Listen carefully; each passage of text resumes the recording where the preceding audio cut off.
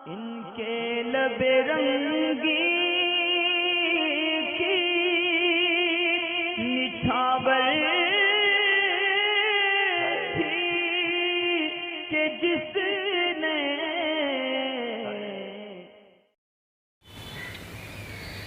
اشعار رضا YouTube channel ہے، ایک آڈیو سوال ہے، پلے کرتے ہیں۔ السلام علیکم ورحمۃ اللہ وبرکاتہ۔ حضرت میرا ایک سوال تھا،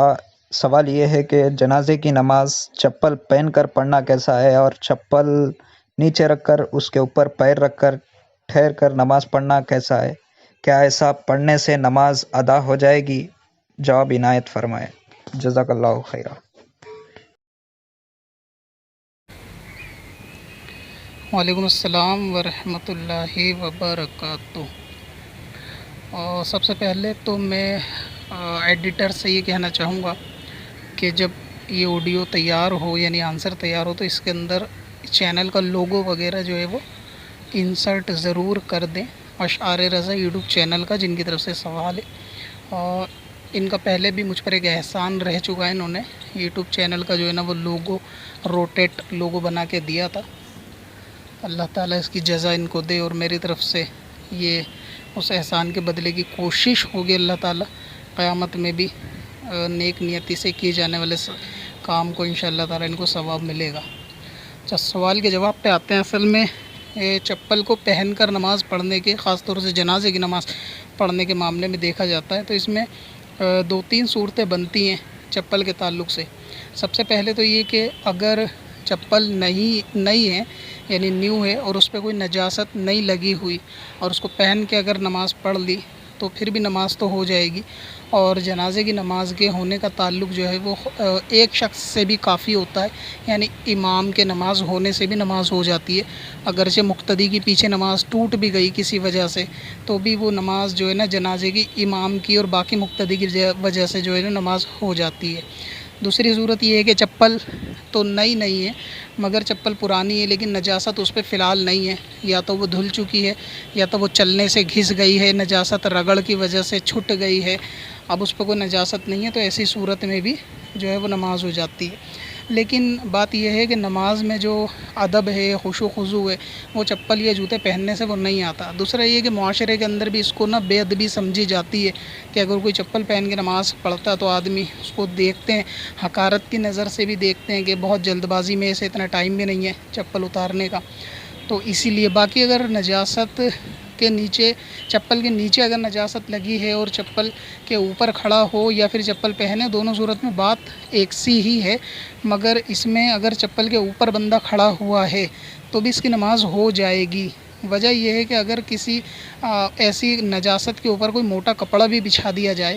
جا نماز یا کوئی ایسی چیز کہ جس پہ بندے نے نماز پڑھی، تو اس کی نماز ہو جاتی ہے، یہ اس کا جزیہ ہے۔ تو اس صورت میں اگر چپل کے تلے پہ نجاست ہے اور چپل پہنی ہوئی نہیں ہے، یعنی اس کو پہننے میں شمار نہیں کرتے کہ جیسے ناپاک چیز کو پہننا کہیں گے، تو چپل اگر پہنی نہیں ہے، اتاری ہوئی ہے، اس کے اوپر کھڑا ہے، یہ اس صورت کی بات ہے۔ اور اگر یہ کہ نجاست چپل میں ہے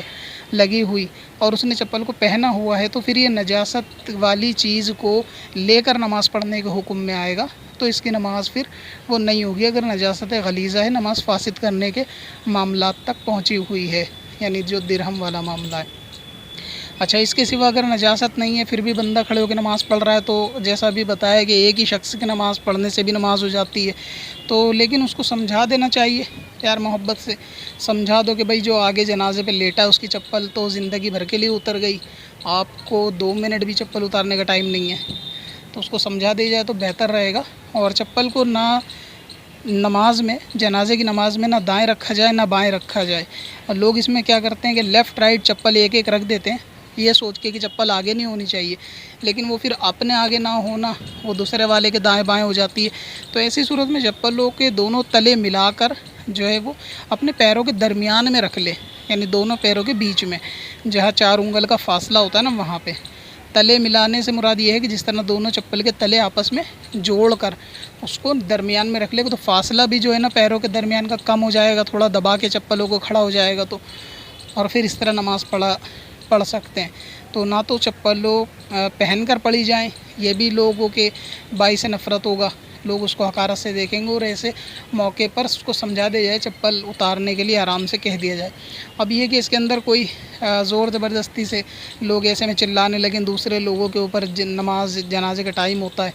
डांट के चप्पल उतरवाते हैं, तो ये तरीका भी ठीक नहीं है। उनको प्यार से समझाते कि भाई चप्पल अभी उतार लो, नमाज चप्पल उतार के पढ़ो और दरमियान में रख लो, तो इंशाअल्लाह ताला जो है वो हिकमत से काम